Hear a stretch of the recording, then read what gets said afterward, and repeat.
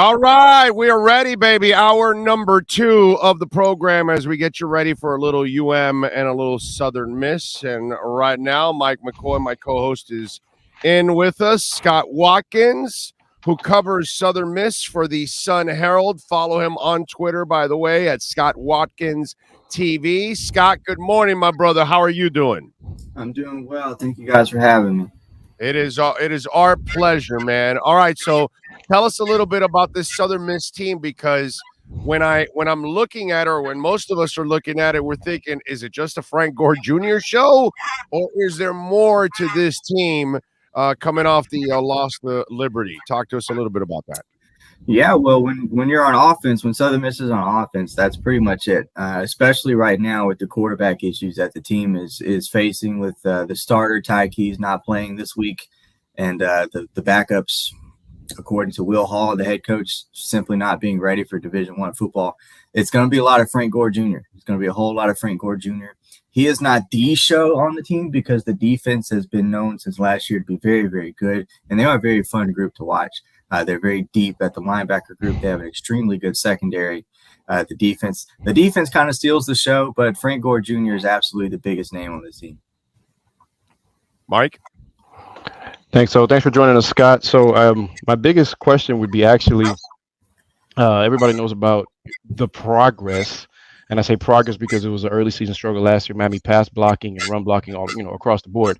So with Southern Miss's aggressive style of play, is there anything that they kind of have been seeing defensively that they can get at Miami? Because I know they blitz 50% of the time pretty much. So is there anything that they've been kind of talking about defensively with their aggressiveness?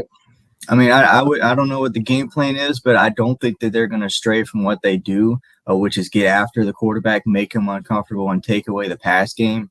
As I've said before somewhere else, they kind of, Austin Armstrong, the defensive coordinator, youngest DC in the country, kind of reverse engineers the process a little bit. Instead of shut down the run, they shut down the pass, and then they key in on the run. And that's kind of how they shut things down, and they caused a lot of havoc. They had a 17% havoc rate last week, which would have been 100 percentile in football last year. So it's what they do. I mean, they cause panic in the backfield, and they'll give up some big runs, I think, here and there. But I think they're fine with that because when the field gets really short, it's tough to score on them. Is it a defense that takes chances? Is that what you're expecting against the Tyler Van Dyke?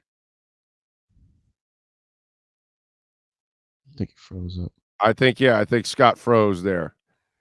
Scott froze, eyes closed and froze. I mean, I would expect them to be aggressive in nature because, like I said, they're blitzing 50% of the time. Well, they have no choice. They have to take chances. They have no choice. They have got to. This is a team that's going to try trick plays. They're going to try all kinds of funky shit today. Yeah, because they have to try anything and everything. They can't stand their mano a mano. And you just heard Scott talk about their quarterback situation. I think we got Scott back now.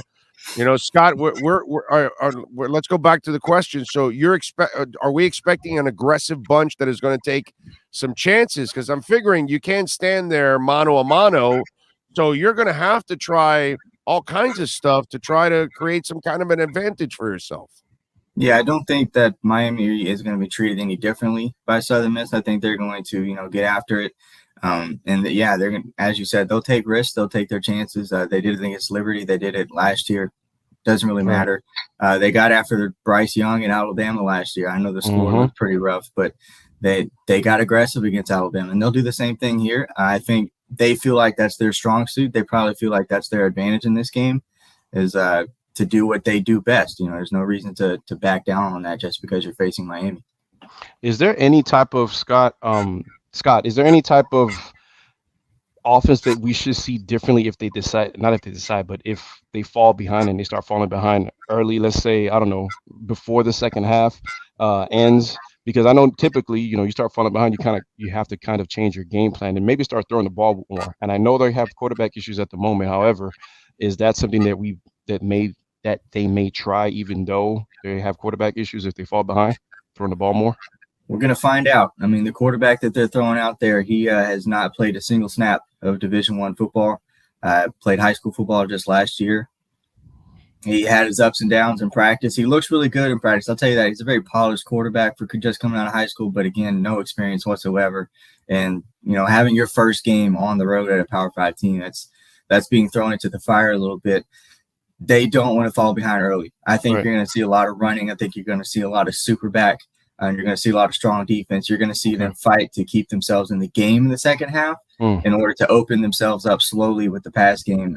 If they fall behind, in my opinion, it could get rough because this team is just not built right now to play from behind. Scott, I read up about this super back stuff. Yep. Can you explain to everybody what you mean by super back? Because, you say that, and we've kind of read up on it, but the average person probably goes, super back? What, do they have some guy that's like 8 foot tall back there or something? Tell them what the super back is. Yeah, so the super back is Southern Miss's version of the Wildcat formation. They went to it last year because they ran out of quarterbacks. They went to it in the third to last game.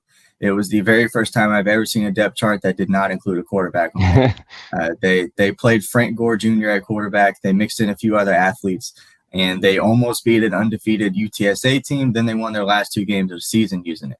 And unfortunately, they had to turn to it again last week after the starter went down, and they used it the entire second half. And honestly, perhaps even more unfortunately, the offense looked so much better when they were in the super back formation than when the quarterback was out there. So that is what's going to happen. They're going to put Frank Gore Jr. at quarterback. They're also going to use 2 other guys at that position as well, and they're just going to run the ball. Frank Gore Jr. is also a good passer, surprisingly, and I don't mean like little pop passes either. This guy throws 40-yard bombs to Jason Brownlee, the top target on his team. So they're going to throw the ball with him as well. That's awesome, Mike. What you got? Nothing. I'm just curious to see like how they respond, because 244 yards on 48 carries. We all know that the game went into 4 overtimes last week against Liberty, but sometimes teams have that week to week momentum, and riding the confidence behind Frank Gore, because you got to know that he's hyped. I'm sure Dad's going to probably be somewhere in the crowd. Wonder what jersey he's going to be sporting, maybe a half and half. Who knows how that's going to work? But blood sticker, bro. Blood sticker. He'll be wearing Southern Miss. They got to be riding his emotional wave. He's got to be sky high right now. So, and look, that counts in college football. I don't care what the line is, what the odds makers say. When a team's in it, in a game that they probably shouldn't be in it late in the game, that matters. And Scott, I have some good news for you. Miami I know it's a different year. I know it's 2022. I know it's a different staff, different defense, but Miami has been known to make quarterbacks that probably aren't supposed to shine look like Heisman contenders sometimes. So that's something that I can say that Miami fans will be looking into deeply. And Frank will be motivated for this one. Oh, yeah. Scott, if they're willing to do the super back, so are we talking about a coach that's going to try all kinds of other funky stuff?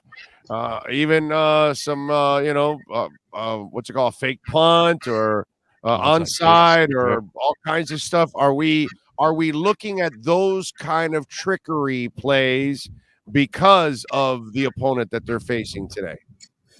Maybe. I know I've always been a big proponent of not doing that in these situations. I know that Southern Miss has a long history of taking down these kind of programs, and I went to Troy University, same exact thing, and they beat schools just running the football. And Troy didn't do anything tricky when they beat Nebraska or LSU. They just ran the football. Right. I think Southern Miss needs to do the same thing. They may come out with something new, a new wrinkle, but Southern Miss, they've got a much improved offensive line. They've got a super back formation that works really well.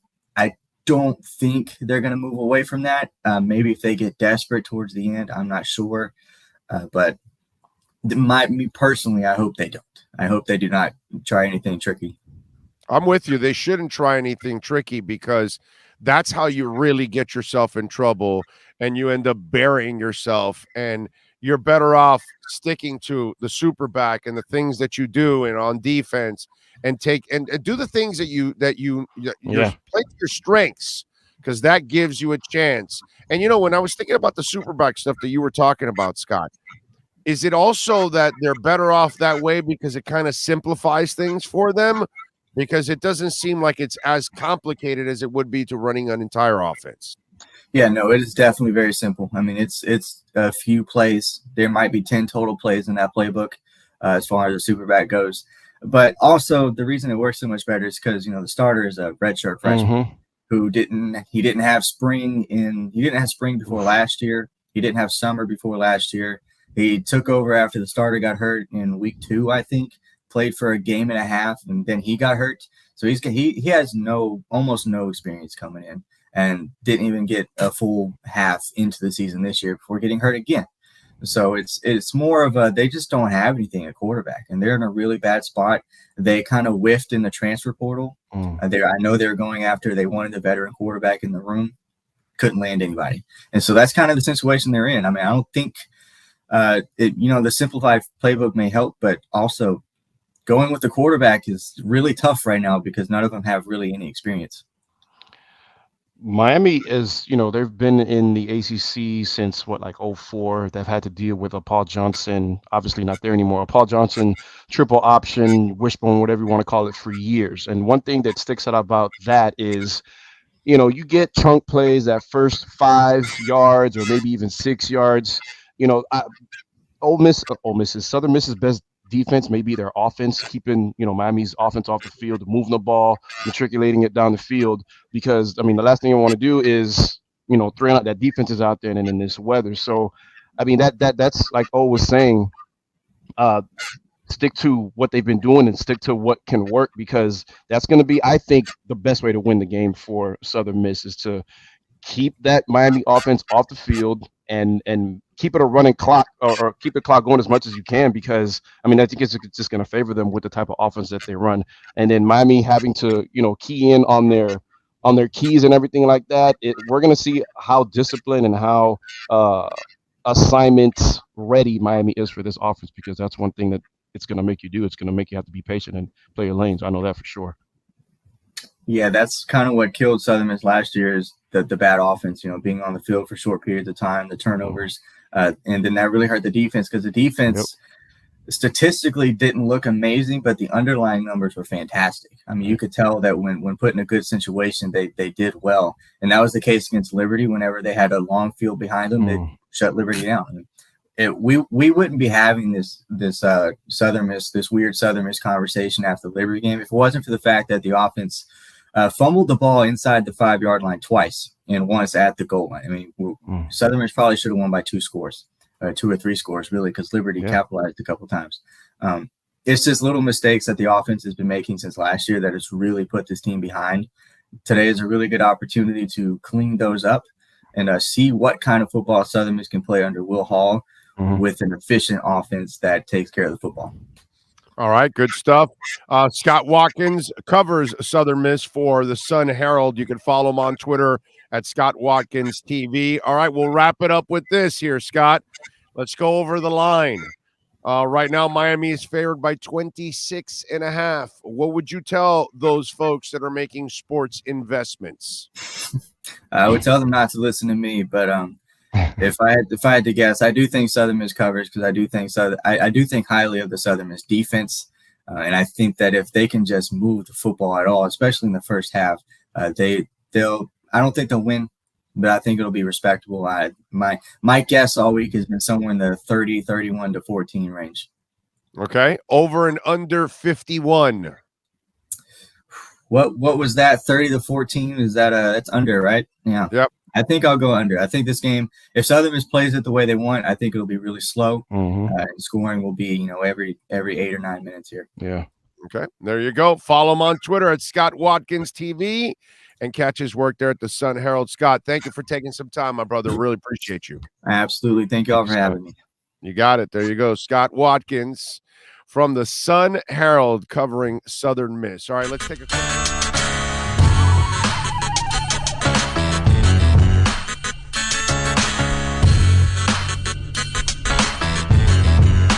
This is the Big O Show. This is the Big O Show.